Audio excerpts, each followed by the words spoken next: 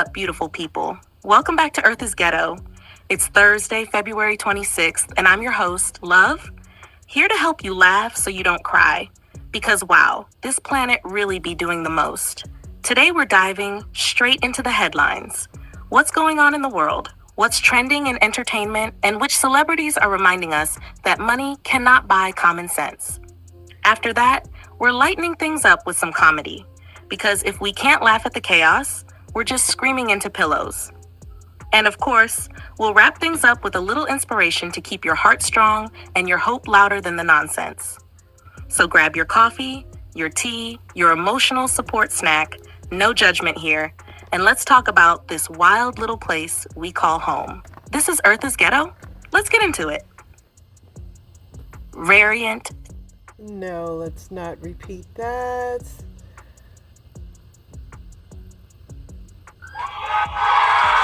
Yeah, let's do that.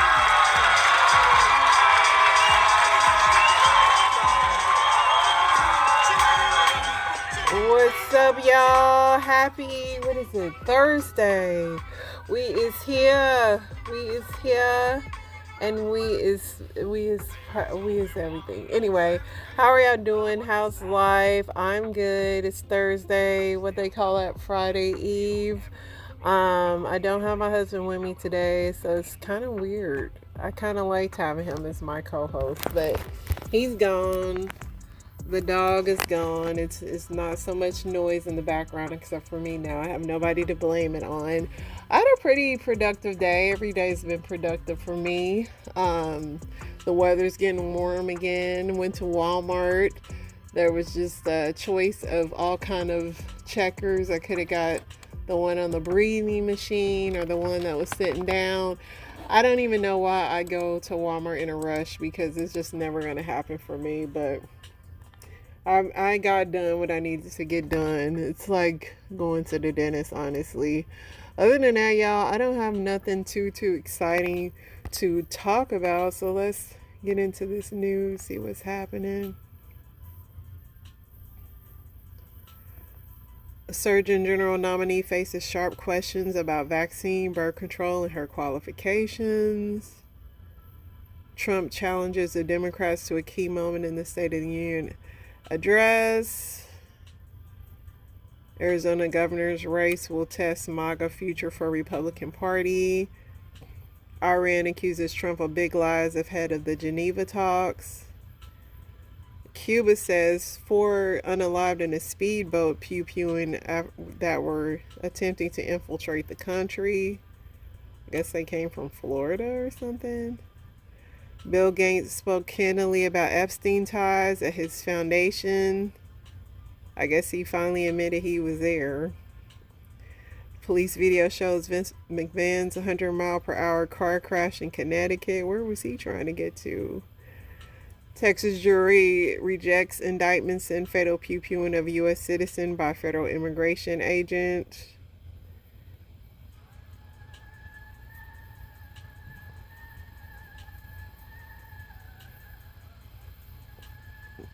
Yeah, this is Vince McMahon. Him and these eyebrows and this face he got. Why was he driving 100 miles per hour? A sinkhole swallows 2 cars in Nebraska.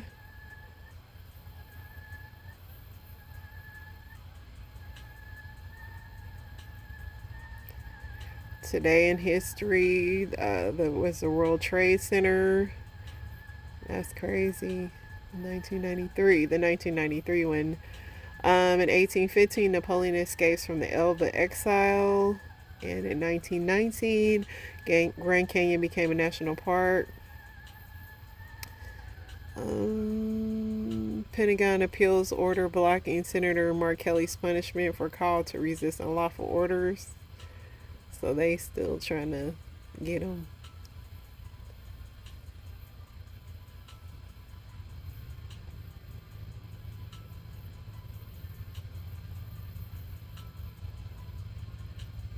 Lawyers say Pennsylvania student protesters did not know a man who joined them was a police chief. U.S. and Iran to hold a third round of nuclear talks as more American forces deploy to the Middle East. Thought we were leaving Iran. Most Americans see Iran as an enemy but doubt Trump's judgment on military force. Singer D4D is targeting investigation of the girl whose body was found in his car. They still ain't. I really don't know what's taking so long, but it is what it is. Phil Collins, Lauryn Hill, NXX, Iron Maiden, Luther Vandross, and Shakira got Rock Hall nominations. All of them deserve to be in there. NFL quarterback market impacted by thin draft class features Cousins and maybe Tagovailoa. I don't know this dude's name. Mike Vrabel is asking for increased staffing at NFL Replay Center.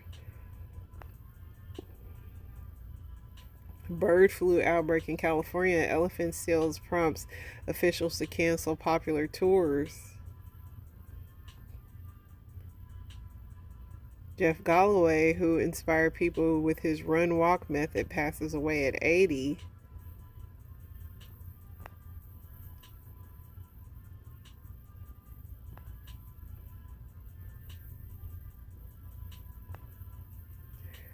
Lots of little news stories today.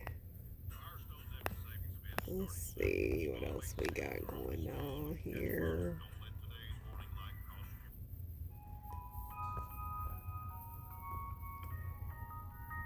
Nene got a new man. Just in time for the show, right, Nene? Bianca Censori has a pink wig on today, Kanye's wife. This was sad. So Mary Cosby, who's on the Real Housewives of Salt Lake City, her son passed away. She had been opened up about her son having a substance abuse issue and sent him to rehab and everything, but he just couldn't get it together. So sad. I guess the Back to the Future Crispin Glover have a woman filed a lawsuit against him. Says, "You lured me, then beat me."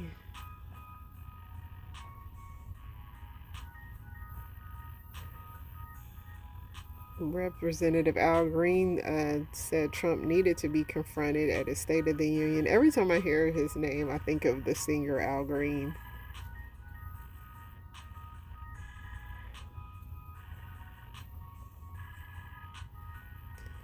Britney's still dancing.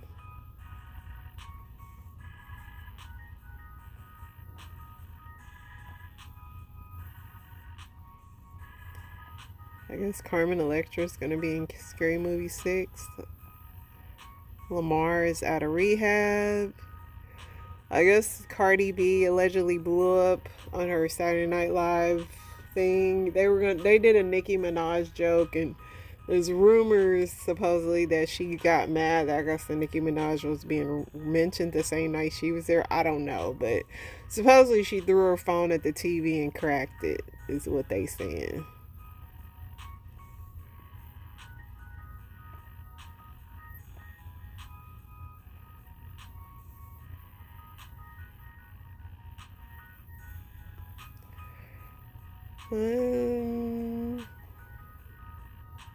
Yeah, Bill Gates confesses to his affairs with Russian women while married with Melinda.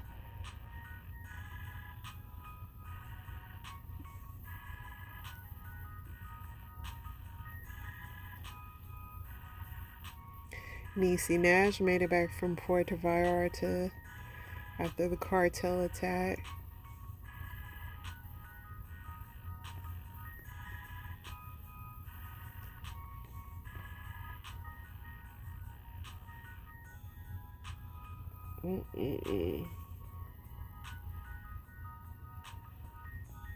Chris Bosh had a health scare, but he's okay. The streamer Aiden Ross bought the Breaking Bad home. What's he gonna do with it?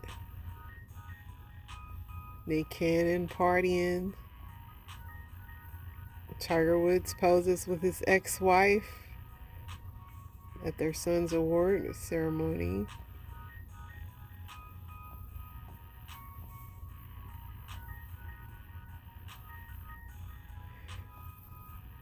Selena says she still love her husband with his old dirty feet.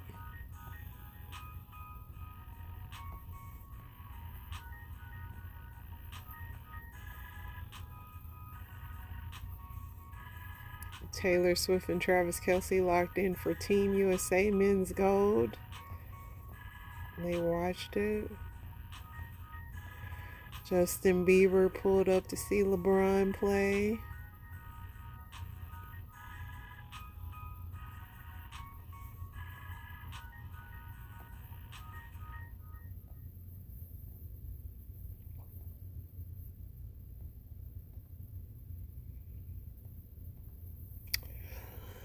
Alright, let's see what.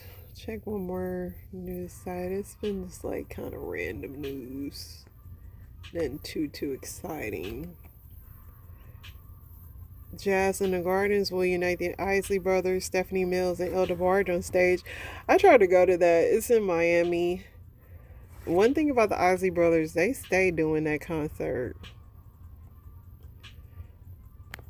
I think I've tried to go to that like a couple years ago. My flight got canceled, of course, because it was freaking some kind of rainstorm. But it's set for March 7th this year.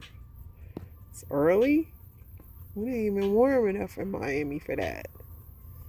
Supposed to be able to be on the beach and all that. It's not even that warm. There's a massive blueberry recall.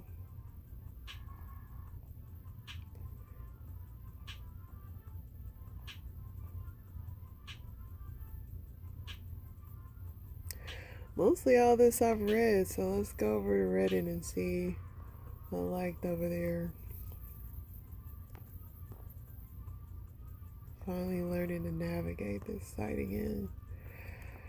In what situations is it actually worse to be attractive? Definitely if you go to jail. You don't want to be attractive in jail. You just don't. Somebody said prison guard, when people are envious of you, when you're trying to win and be in an ugly contest on the street after midnight alone, dating, for women trying to get into male-dominated fields. If you're a tall, muscly airplane in an airplane seat, you don't want the middle seat. Whenever you need people to take you seriously, positions of authority. Somebody's, as a woman, being attractive can be dangerous in certain situations. After being kidnapped, stranded on an island. What's a simple pleasure you'll never get tired of? I'll never get tired of a nice warm shower. Hot shower, really. I love a good shower, man. It's just relaxing. When you don't have anything else going, like, I just love a nice shower. That's probably one of my favorite things. And getting in the bed when the sheets are just like nice and crisp, like just perfect. The smell of fresh sheets. So little things for me that make me happy. Smell of coffee. I hate coffee. Slipping into a freshly made bed, just said that. Coming home after work, getting comfy. Fresh sheets. Fresh sheets to do it every time. Somebody said cracking up in an energy drink. Dunking on humans in basketball. A driveway hug. Somebody said choking my chicken. Somebody likes when their cat's in their lap. I do like when my dog snuggles with me sometimes. Sometimes I don't want her in my face, but sometimes it's sweet. She always want to come in my face when I'm ready to go to sleep. Mixing microwave popcorn with peanuts. Hot bath on a cold night. I've been meaning to have a nice tub soak. I really need one. Maybe this is going to make me go ahead and run it and fill it up. What's a small adult habit you started doing that actually made your life noticeably better? Definitely just being on schedule. Wash dishes as I'm cooking, a bidet, less alcohol, less screen time, healthier food. For me, turning off my screens prior to 30 minutes before bed. 10 push-ups a day. Doing laundry, yes. I feel like this has helped me out because I don't spend so many hours doing laundry, but I still do a lot of laundry every day. Like, didn't do any today, but definitely like washing clothes is like, I'm trying to figure out if this method is helping me at all because I'm trying to get away from like spending the entire day washing clothes. So I think it's helping. I don't know. We have so much laundry just with winter and everything. Everybody's creating dirty clothes.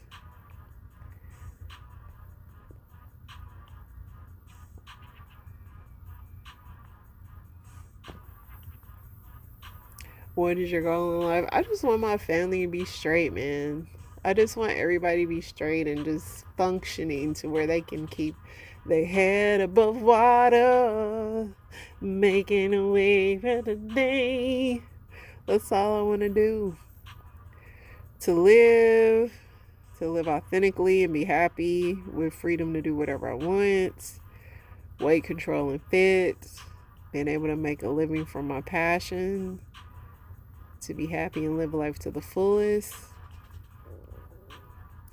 I want to be so independent that I fulfill all my hobbies and also be able to finish and finish other incomplete things.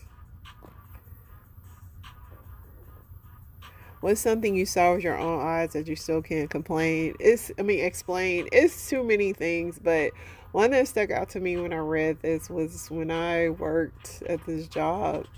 This man was drinking his water out of a dishwashing liquid bottle. At first, I thought I was tripping, and then he had one of those poker hats on, like the colorful, like it was all just, it was so strange, but he was just drinking his water out of a dishwashing liquid bottle, and I just couldn't believe it.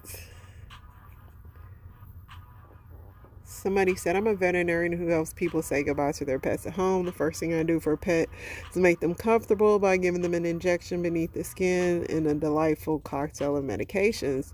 This relaxes and sedates them. I was helping a German Shepherd who was very serious about his job, which was his family. He stumbled to his feet when I arrived. He had to inspect me, sweet old man. When it was time, I gave him his first sedating. Just then the doorbell rang and the good boy lifted his head, said woof woof, and laid back down. What I can't explain is that immediately after he woofed at the doorbell, he was anesthetized, no reflexes, no indication he couldn't feel anything at all. This is why I tell people that maybe you may be able to hear that. This is why I tell people that they may be able to hear you as they pass. The dog's pride was watching over his family. It was so fundamentally important that it overcame unconsciousness. I have helped thousands of family and pets, and this only happened once. So I guess the dog stayed awake. I don't know.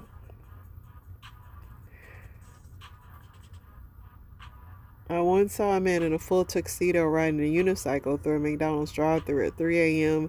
carrying a single red balloon, and to this day, I don't know if I was witnessing a tragedy or a triumph. I saw my grandfather waving at me from a cafe only to find out later that day that he actually passed. Working in a bar at the time, and we were all chatting with a martini glass flew out of the rack across the bar to the floor where it shattered. The glass rack next to the bartender was the one of those hanging ones. It was caught on camera. No one touched the glass. It just yeeted itself off the rack. Yeeted is such a funny word.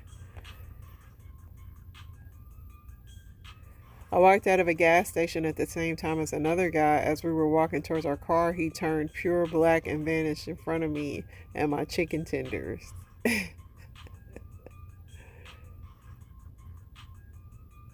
Somebody said, oh my God, it's 2026. You can't just ask someone why they turned black. When I was about 8 or 9, I woke up early one morning and didn't want to wake my parents, so I climbed on the counter to get a cup out of the cupboard. I lost my balance, fell backwards, and braced for impact, but it was a soft landing, like I landed on a cushion, no pain, and I don't remember if there was a noise when I hit the floor because I certainly would have woke up my parents. Somebody said they saw a UFO. Some of y'all just saying paranormal stuff, and I just said something normal that actually happened.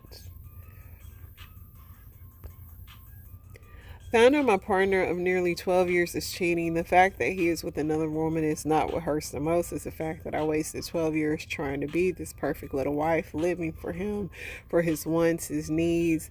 I'm been sole income provider of most of our marriage. I fought tooth and nail while he was studying for a doctor residency exam for like 7 years. I've been a puppet for him in so many ways, and what now he gets to waltz off into the sunset to go become a doctor and make bank with his new girl, and what he gets half of whatever assets I have left and credit card debt. Fun times. At least I didn't have kids with him. Well, that's the best part. You didn't have kids with him. What is the absolute fastest, yeah, we're definitely not going to be friends moment you've ever experienced? When you tell me you worship crystals or charge up crystals to the moon, I'm good on you. I'm good on you. I can't. You got time to do that? Why? I can't. Wife and I have recently moved to a new city. We helped one of her work colleagues and spouse move. I think it was like a Saturday. Load the truck, follow the truck, unload the truck. They said thanks and we left. Then they had a housewarming party where they invited family and other work friends, but not us. We were the only people that helped them move, not their family, not their friends, just us. Yep. This girl kept telling me every time I saw her, I could totally beat you up if I wanted to. I was like, what the heck?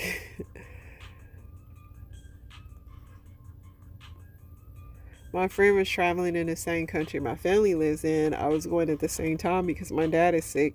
She just wanted to party the whole time. When I said I came here to spend time with my mom and dad, she replied, "You just need to accept that your dad is going to pass away. Send her packing for my parents on the next morning." So she basically just came there for fun. Worked with a guy for a couple of years. I helped him move and other friendly things. Once I asked him for help on the office task and he refused. So I said, "I helped you before." He said, "But what have you done for me lately?"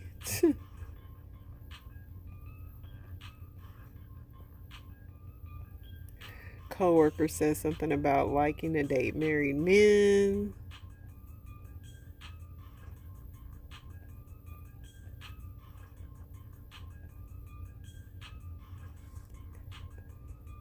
Yeah, some red flag people. Ronda Rousey's back in the ring. Ronda was like one of the biggest flops, man. People hyped her up so much. All right, y'all. Let's get into some comedy and inspiration and all of the above. Y'all stay blessed. We'll be back tomorrow. See, most of y'all are kids, you haven't lived yet. You still out here living the American motherfucking dream. But it's a real world out here in the motherfucking world. You understand? And that's what's really important. That's why I'm on here, because I always try to give game. You know, I tell men when you go on a date and you go out to the club and you hold a conversation with a young lady, you buy that young lady a drink. That's for a time. These young niggas on social media talk about, fuck that nigga, fuck that bitch, let her be thirsty. I'm like, nigga, who raised you? When you walk down the street with a woman, you walk on the outside to show that you respect her. These niggas like, let that bitch get hit by a car. I tell niggas, when you go on a flight, on a plane, a woman always supposed to sit by the window. You're supposed to sit on the outside to show that she's protected. These young niggas like, nigga, I paid for a ticket too. What if I want to look out the window? I'm like, who raised these motherfuckers? This shit has gotten the fuck out of hand. Social media has destroyed men being men. We can't even be chivalry anymore. I love to compliment a woman. That's what men do. I come from an era where we was players, nigga. We bought women drinks, we bought them cars, we bought them condos. These niggas don't do that no motherfucker more. The men now are the new women. That's the way this shit is.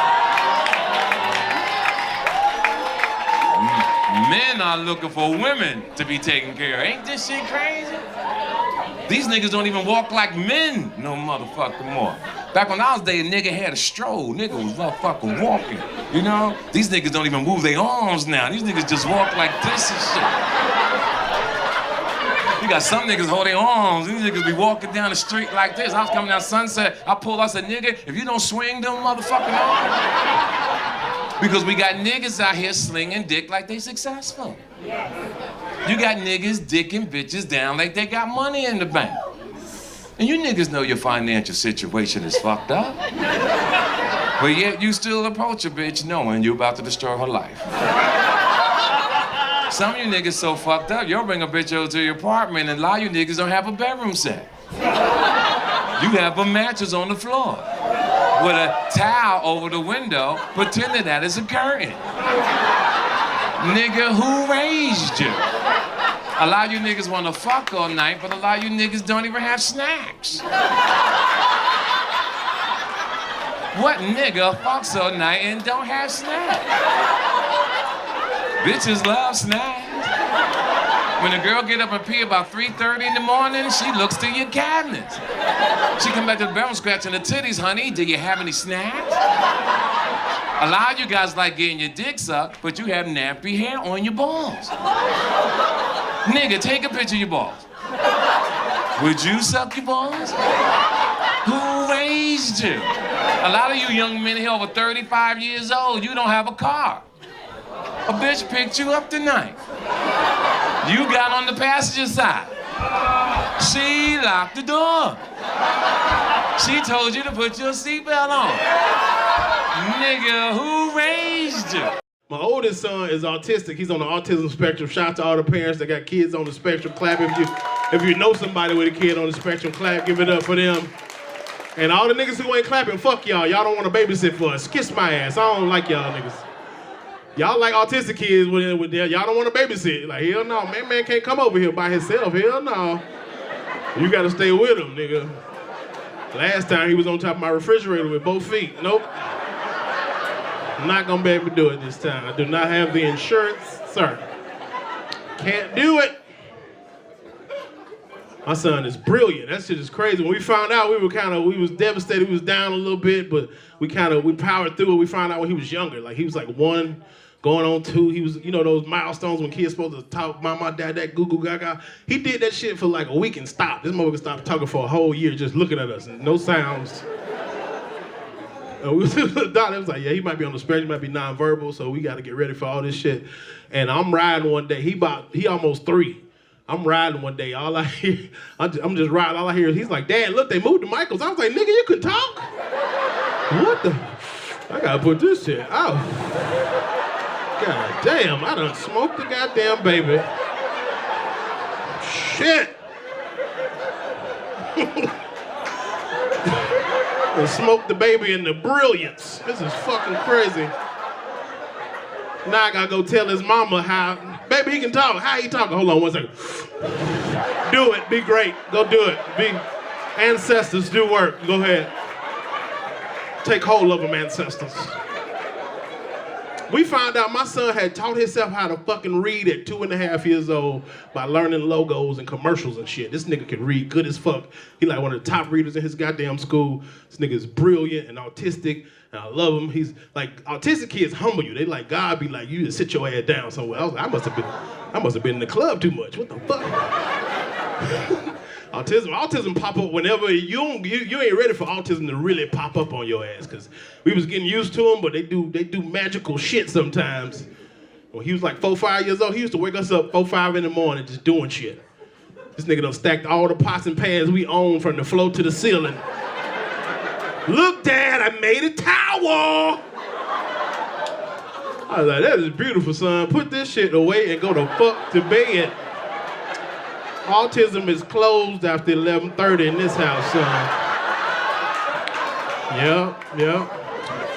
We will reopen autism at 7 a.m. at breakfast, baby. Go to bed. Yep. I done cured the tism, nigga. Go to bed.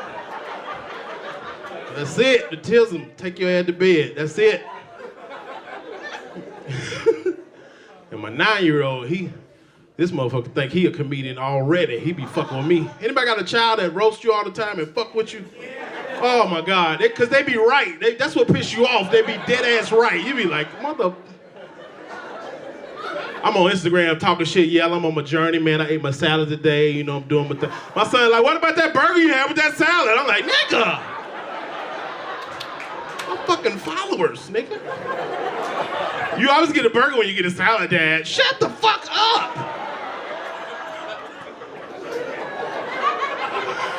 I pull the phone out, be like, I'm coming to Cleveland. This nigga, big back, big back.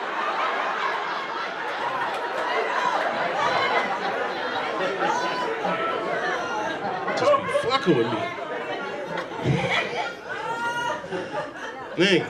And me and my youngest son, we watch basketball together. I'm on the road a lot. I'm on the road a lot, or I'm always like doing like a TV show or something, so I gotta be away from home like 8 weeks at a time sometimes. So when we get around each other, our shit is basketball. Like the playoffs this year, I had a good time, because our shit is, we like to order DoorDash and watch the goddamn game. And our favorite DoorDash shit is the worst food you can eat, Chick-fil-A. Anybody fuck with Chick-fil-A? That shit is like they got the devil in the kitchen or something. This shit is too good. That shit too good. I know it ain't open today, but shit, rest in peace. I'm sad right now a little bit. Like, damn, I'll pay $40 for a goddamn chicken biscuit right now. It's on Sunday. I'm gonna start a business selling chicken sandwiches on Sunday. I got that Chick-fil-A, big dog. You good? Boy, that bitch $70. Go on, fuck with it. You be sitting there like, shit, that bitch look hot. Ooh, he got the spicy one. Hell no. Oh, shit. He got the spicy motherfucker. Shit, nigga. I give 60 for that bitch. For real, for real. 2 for 120, something like that. What's up? Best part about Chick-fil-A ain't even the chicken, it's that goddamn Polynesian sauce. This shit is the best sauce ever created. That shit tastes like fairy blood. It is the tastiest thing ever made and put in a container. It's the tastiest shit.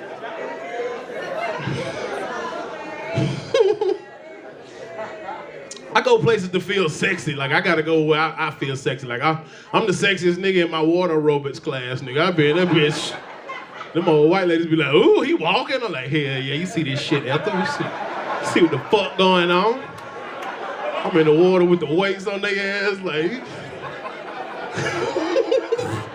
I'm weightless in this water, bitch. That's my favorite shit. I love swimming. That's my favorite shit. Me and my kids all summer, we go swimming all the time. I got a Y membership, but like the Y I live by is very white. It's in a nice neighborhood, and they be surprised when niggas come to the pool. I be there breaking stereotypes. Me and my kids marching that bitch like goddamn, like a Disney movie and shit. We're here to swim, sir. We's here to enjoy the swimming too, goddammit. They be looking at me like, you can swim? Yeah, bitch, you ain't supposed to say that out loud. Fuck. That's my favorite shit, getting my kids in the summertime, man. I was telling my kids the other day, I was like, get y'all stuff ready, let's go swimming. And my youngest son gonna say, Daddy, you want me to get your swimming shirt?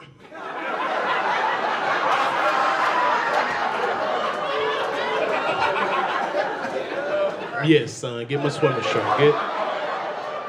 Some of y'all niggas got some swimming shirt bodies in here too. Fuck y'all, nigga. And the swimming shirt gotta be black or blue either too, cause if it's white, as soon as it get wet, this girl's gone wild right here, nigga. Just titties everywhere. Titties all about the cabin.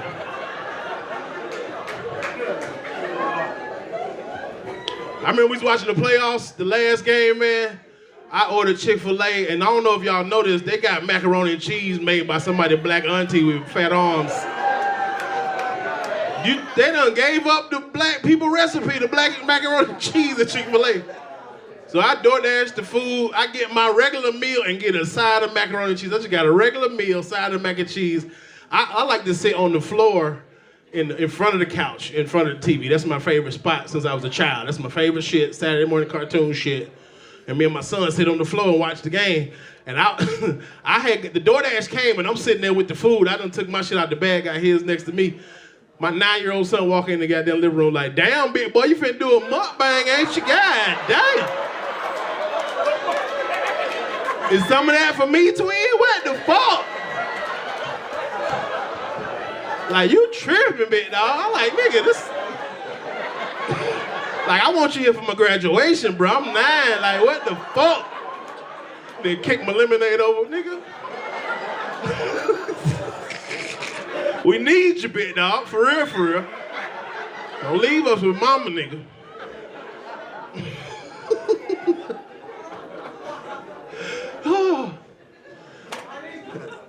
All right, cool.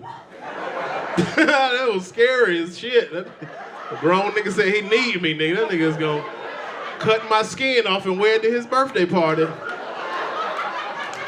Yeah, I got a whole big nigga. You see that big nigga jacket?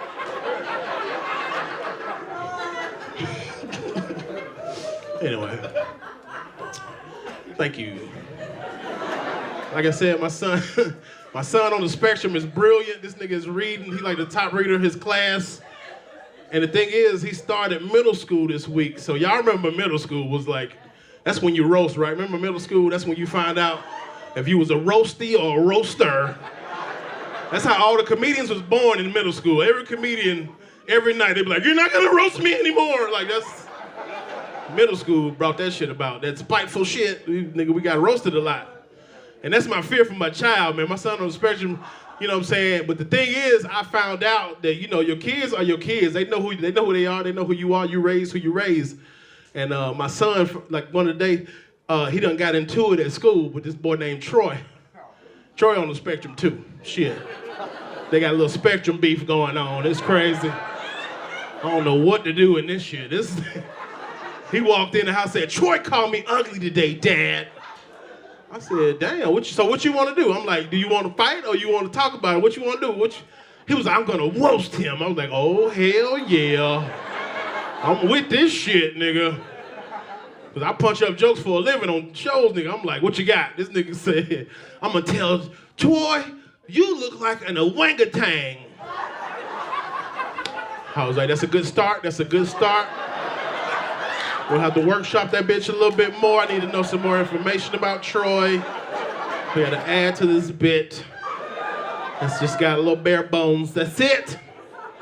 Come to find out, him and Troy get into it the next day at school. Me and my wife got to go to the school. Troy parents got to come to the school. We in the room, my son and Troy walk in, and Troy is tall, lanky, light-skinned, red hair, red freckles, long fucking arms. This nigga look just like a goddamn orangutan. Oh my God! I did my son like this, nigga, you fuck that nigga up. Fuck Troy, Steph Curry, Blake Griffin looking ass, Dorito skin ass nigga. Fuck you, pussy. What's up, Troy? What's good, baby? Sit down, nigga. You ain't know it was gonna be like that, did you, Troy? You ain't know he was gonna have Tism wilding out in this bitch, goddamn.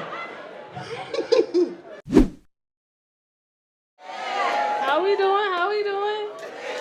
I'm gonna start off for I am a bitch. It is titties under here, okay? I'm giving handsome woman, all right? I'm trying to be progressive. My pronouns are lady, man, or nigga, bitch. Whichever one y'all prefer. Okay? How's everybody New Year going? Good, good? I'm trying to be better. Like, listen, I'm trying to be, you know, more committed, more solid in the new year. Because, listen, I'm not a hoe. But I make a lot of hoe decisions. Anybody else? Hoes. I love to find them in here. That's how I find you. But listen, you're really not a hoe unless you profit off your pussy. Like, if you ain't getting no residual off that shit, you're not a hoe. I'm more like a community service worker. I'm just out here fucking for hours. I'm like, bitch, sign this paper. I gotta turn this in. For real, for real. But ladies, it's hard dating y'all. Ladies are crazy. Like, you know what I'm saying? And that's what I like. If she ain't off, I'm not interested. I gotta be like, bitch, you gotta be off. It's something about being in mass confusion all the time. Get me going. Like, bitch, I'm so confused. This gonna work. This is gonna work. No, but like women are just crazy. Like I meet a lot of women. I've been meeting a lot of women with children and baby, I love kids. I love kids. But listen, if your kid's spaced out in age, if you got a 23-year-old and a 2-year-old, bitch, we not gonna make it. Cause you gay now? You was just on dick 2 years ago. You seem like you impulsive. You make a lot of bad decisions. We not gonna work. And baby don't nothing activate parenting and no deadbeat daddy than seeing his baby mama with a stud. You hear me? That nigga is parenting his ass off soon as I get in the picture. Beating me to daycare. I wanna see my son. Get him. Here's his backpack. Take him. Shit. I'm so happy you wanna be involved. But make sure you got the right backpack. You got my backpack, you got the wrong toys, nigga. I'll be like, bring that nigga back, my dick in there. My bad. I'm sorry. For real. Women crazy too. Last year, a woman tried to put a baby on me. A real one. I said, ma'am. Miss, you getting beyond me, okay? I'm fucking with Beyond Meat. So that's an impossible baby. Get out of my face before I call CPS. You a bad mother. You a bad mother. Like I said, naturally y'all can say I'm gay. You can tell I'm gay. Fuck the gays though, I'm so anti-gay. When I say fuck the gays, I mean the white gays, not the black gays. Because if you white gay in here, any white gays in here? No good, listen. White gays, like if you got white gay friends, tell them to stop asking black people to fight for equality for them. You got us out here fighting twice. Gay rights fall under equality. Listen, we already working on it, okay? It's me first. I don't have no gay problems. I've always had black problems. You know what I'm saying? I ain't never went in no store and they be like, watch that lesbian. She looks suspicious. What? I've never got pulled over by the police. They be like, get your gay ass out the car. Put your gay hands up. What? I ain't never heard that shit. Okay? Niggas have nigga problems. Can't be out here fighting for no gays. No. I done got more respect for black men. I didn't realize the police really fucked with y'all until they fucked with me. I was like, oh, okay. You know what I'm saying? They treat you niggas bad. I got pulled up, he threw me on the hood. I said, wait a minute, I'm a bitch. You gotta get a lady cop out here. You are mistreating me. I looked at my homeboy like, that's how they do y'all. Oh my God, they treat you niggas bad. I tell that nigga I was on my period. I'm emotional, nigga. I'm about to cry. Calm down, nigga. I'm bleeding. Calendar year. I'm so excited. Look at you being intentional with your spiritual and your healing growth. I'm so excited that you have joined us. Go ahead and tag somebody. Tag somebody, tell them to join us, and you know how I like to do. This is virtual, but we try to make it personal. Could you please find somebody up and down the timeline and tell them I am proud of you. You are continuing your healing journey. You are continuing your becoming journey by being intentional and coming to therapy. I see you. I'm proud of you. Come on, come on, come on in the room. And for those of us who are fasting, I don't know about you, but God has just been giving so much revelation, so much clarity. The enemy is busy, but he's already a defeated foe. So we're going to finish this thing strong. And I want to encourage everybody who is joining us on our corporate fast or any fast that you're doing, depending on what church you're a part of. I encourage you to continue and finish strong. There is a lot. I mean, absolutely a lot that I want to share with you. So I kind of want to get straight to work for this Therapy Thursday. If you're a first timer, let us know this is my first time. And thank you so much for joining us. This particular Therapy Thursday session, I believe, is going to be extremely profound. Extremely profound. And I'm going to be transparent and translucent. Transparent and translucent on giving us biblical and practical strategies on how to fight, how to battle, and how to war. I still deal with this myself. How to war and wire our brain to constantly believe God's promises and God's faithfulness over what we see. I need to say that one more time. This is going to help us. It's going to help us be able to know how to fight, battle, and war, to constantly wire the brain to think on the promises and the faithfulness of God, even when my eyes are telling me to believe something else. Because I can't speak for anybody else besides myself, but my eyes, my heart, and my mind are not friends. Don't judge me. Is there anybody else out there? Your eyes, your mind, and your heart is not friends. They are not friends. They are not romantically involved. Now, we know that to really experience a transformed life is going to require a mind renewal. Romans 12, verse 2 all day. I'm giving you Bible already.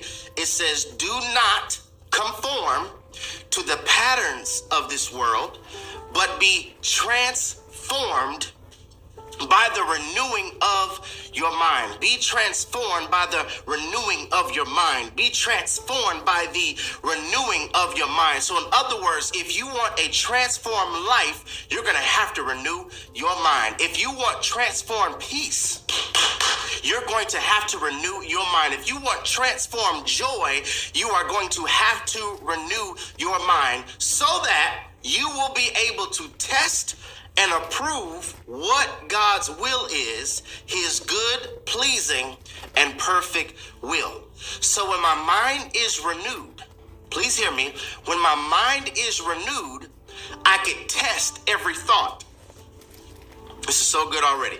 When my mind is renewed, I can test every thought. What if I told you that some of your thoughts aren't yours? Some of the thoughts that are in your head, they are not yours. They are Satan-induced ponders. Every thought you have is not you. See, some of us think, what's wrong with me? What's wrong with my head? Some thoughts are not yours. They are a Satan-induced ponder designed to clutter your mind, designed to crowd your head. And I'm going to prove that via the scriptures in a few moments throughout this Therapy Thursday session. But I want us to understand, when my mind is renewed, then I have the ability to test thoughts. So when a thought comes to my mind, I can test it to either approve it or disapprove it. I need to test this thought and see, is this thought a God thought over my life? Is this thought God's will and his perfect will for my life? Or is this thought in disagreement of what God said about me and what he thinks about me? Because like the text says, to be transformed by the renewing of your mind, then you will be able to test. Without mind renewal, I'm not able to test. My eyes and my heart and my mind are not friends. I have to constantly remind my eyes to believe the promises of God that I have stored in my heart. I've confess with my mouth and I believe in my heart, I have to remind my eyes to believe the promises of God that I have stored in my heart, and then I have to tell my head, now meditate on that. Anybody else? It's a constant. Eyes, you are not telling me the truth. I walk by faith, not by sight. Eyes, listen to the belief system of your heart. We have believed. Listen to the belief system of your heart and mind. You meditate on that. You meditate on that. And something that I've discovered and that is greatly concerning to me. Now, please don't take this out of context. This is not for every situation, but it is for some. Something that I have discovered that is extremely concerning is how swiftly and how easy we place a label on something that is harder to overcome. The 2026 Chevy Equinox is ready for your daily drives, weekend getaways, and everything in between. Plenty of cargo space, plus a big touchscreen that keeps all your tech right where you need it. It's more than an SUV. It's your Equinox. Chevrolet. Together, let's drive. It's concerning to me how swift and how easy we will place a label on something that is hard to overcome, especially in our society today. In our society today, anything that does not fit in, anything that does not follow the routine, anything that society deems as normal, if we go against that, they immediately put a label on it. Oh, this is how you think? There's a label. This is harder for you? There's a label. And the thing about that is that label gets married to our identity. And now we have become one with that label. But what if what you're labeling as a problem or an issue is really a university that God is trying to teach you something? What if what you're labeling is actually assisting your mind being crowded? I'm going to use myself. Remember, I told us I'm going to be transparent. I was so tired. I didn't recognize that I was mislabeling anxiety. I was so tired of every Saturday night having an anxiety war session.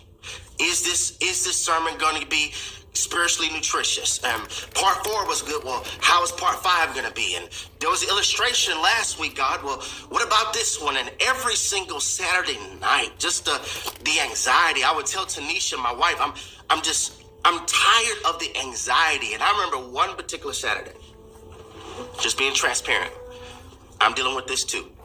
I remember one particular Saturday, I was just like, God, I don't want to preach anymore.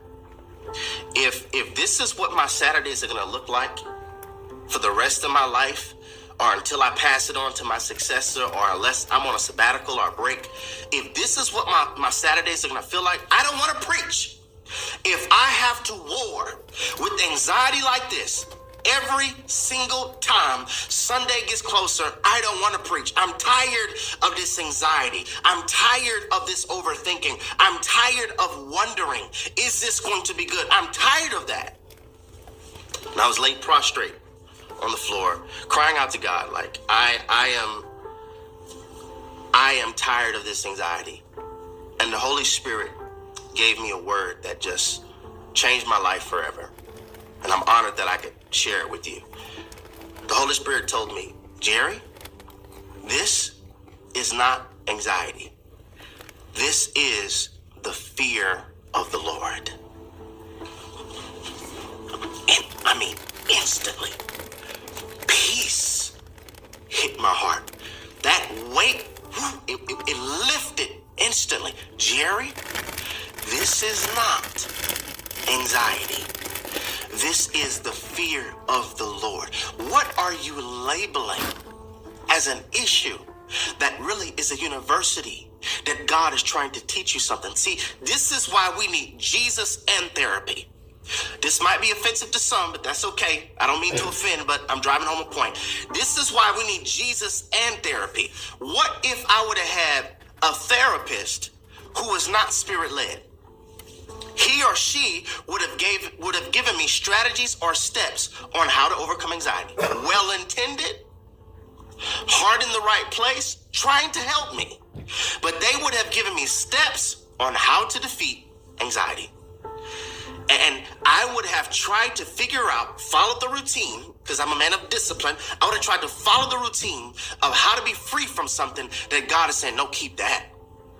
Keep that. That's the fear of the Lord. You have a holy terror of ever trying to get on stage without me. You are terrified of trying to preach without my presence. You fear doing this in your own effort, because I'm honest enough to admit I will look foolish without you, Lord. I don't know what I'm doing without you. I don't know how to husband without you. I don't know how to pastor without you. I don't know how to speak without you. So lead me beside still waters. Shepherd me. I would have followed the routine of one that has anxiety, and the Holy Spirit was like, let's go to Proverbs 9. Let's go to Proverbs 9. Proverbs 9, verse 10. It says, the fear of the Lord is the beginning of wisdom. So many comments. So many testimonies. I love the wisdom that comes from this ministry. I love the wisdom that comes from this podcast. I love the wisdom and the health, the spiritual intelligence that comes from Therapy Thursday. That's not from my efforts. That's not just from my degrees. That's not just from my studying. Those are just ornaments, but that's not the nucleus. The nucleus of wisdom being poured on me is me fearing God. I don't want to do this without you. Fear of the Lord is the beginning of wisdom, and knowledge of the Holy One is understanding.